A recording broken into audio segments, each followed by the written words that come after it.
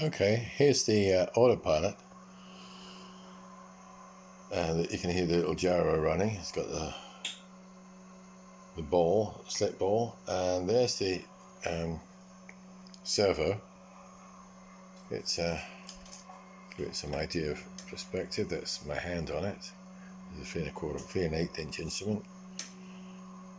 So and I can make turns if I turn to the right. Oh no, I can't, not yet, because I'm not in track mode. I've got track or turn coordinator or wing level. Now if I go into track mode, it will expect a right signal to come out of this, to go into the red from the VOR, or if I go to the left, I'll expect a left signal, sorry, right signal, left signal, red and black, and then this is just a shield. It doesn't have to be hooked up to anything because the other end's already hooked up to ground. So, or you can wire it differently now, looking at the diagram. So that is these two signals here, and I don't have the switch in because they didn't bother wiring these up. They didn't have it wired for a GPS. So instead, these two lines go straight up here, and they're looking for your nav receiver, right and left, which comes out the back of your VOR instrument.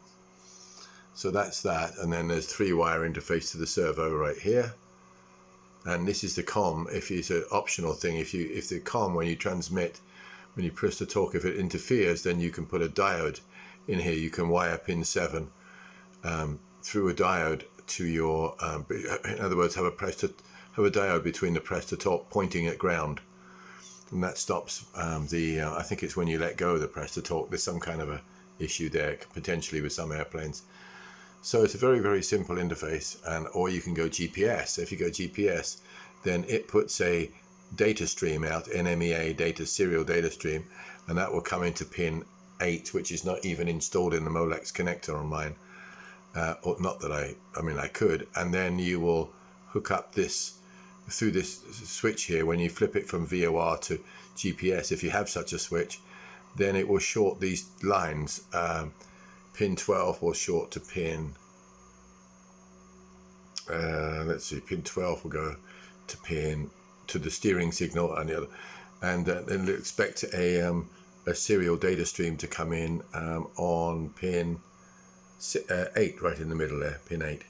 And what it'll do is it'll turn those, it'll get the serial data, and it'll look for an NMEA string that gives a steering signal. But we're not worried about that because I'm only going to go with the, for the time being, I'm just going to wire up, use it as a wing leveler. Although I've got VOR, so I might as well put these on a switch. I'll put a switch on the panel that says GPS or VOR. I will do that, even though the GPS wiring won't be there yet.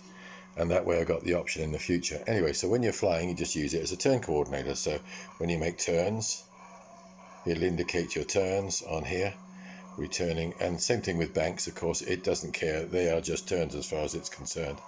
Bank to the left, bank to the right. Now, once you're in wing level mode, then it's not going to let you get away with turning or banking.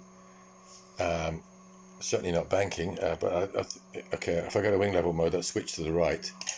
Now it's hooked up to the servo, and what will happen is when you bank to the right, the servo will try to recover to the left. Likewise, when you turn to the left, it will try to, this way I've got it marked on here, but this way is right and this way is left. And so and this needs trimming, but oh no, it's not quite level. Okay, so if I bank to the right, it's going to go in this direction to try to correct for it and keep the aircraft level. And of course it'll return. If you continue a bank, of course it will return. It's not going to drive you into the ground. Any move that it makes, it then nulls back to 0. You can see it doing it. So I will now make a turn to the right, uncommanded turn to the right, and it will immediately have me correct that until it sees that turn is nulled out. So if I keep turning to the right, it'll keep that bank in, and then it'll return it as my feedback, into the instrument reduces. Right now it's not level on the bench, that's why I think it needs nulling. I need the null adjust, which is one of these little adjustments down here.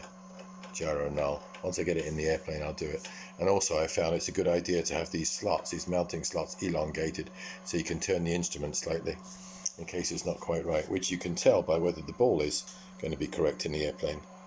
But you can see it needs nulling right now. I might just be able to do that with a screwdriver here. It's a common screwdriver. It's got glue on the end of it, that doesn't help. Best if I put a clean screwdriver in there. But okay, gyro null. Let's see if I can trim that out. Yeah, there it is. I'll put that back in. Yeah, way off now. Now I will null that out. Go to the other way a little bit and null it out. Okay, if that was in the airplane, that would now be all set up. So that's how simple it is, but it's a fantastic thing to have in the plane because wing level will keep you honest, keep you safe. I know what it's like in the Mustang. It's like being on rails. It just will not let you go wrong. And so what you want to do as part of your pre-takeoff check is make sure these knobs are centered so that when you turn it on onto wing level mode to the right here, you're ready to move. It's going to, you take off into IMC, it'll keep you absolutely level. Now if you want to start making turns, these won't null, of course, because it's waiting for you to start your turn, and which will do this. And then actually it's going to stay in turn because you're just saying, oh, make a turn until I tell you not to. There, now don't turn anymore. And now do turn some more. And what if you need aileron trim? If you always need aileron trim, like I do with the Mustang, always need a little bit of trim to the right, so I can just put in a little bit of trim to the right. Or if you're countering for wind, you can just do that bit of trim right there. So yeah, it's a great instrument. So that goes in instead of your turn coordinator. And although it lacks, it doesn't have all the features of a turn coordinator, it has a lot of them. Plus it's an autopilot head and it fits right in the same slot. So there it is. It's just power and ground right here, and then your mode switch, GPS or VOR, and then simple wiring. I've already got enough wire here. This is two thin wires, two 26 gauge wires and ground, long enough that I can put this in the panel, run that wire down, put the little Molex connector on the end, the little 3-pin Molex connector for the servo, which is back here somewhere. I don't know where it is. It's buried about back here. I got it there. It's got a bit of masking tape on it at the moment, but anyway. And it's extremely strong. Hopefully it'll be strong enough to command these rolls. If not, I will lengthen the lever at the other end, and then you can adjust the span of this thing. No, that's this one, span. And so if you the more you turn that to the right, the more input it will make when you command a turn, or when it commands a turn when you're in wing level mode. Like now, if I say, if the airplane starts turning to the right, it'll immediately start countering for it. And obviously, as soon as I stop this instrument, it thinks the airplane's finished doing what it's doing, so it'll return to null. Simple system, but very, very good. It's in a lot of airplanes. So that's it, the Navaid AP1 autopilot.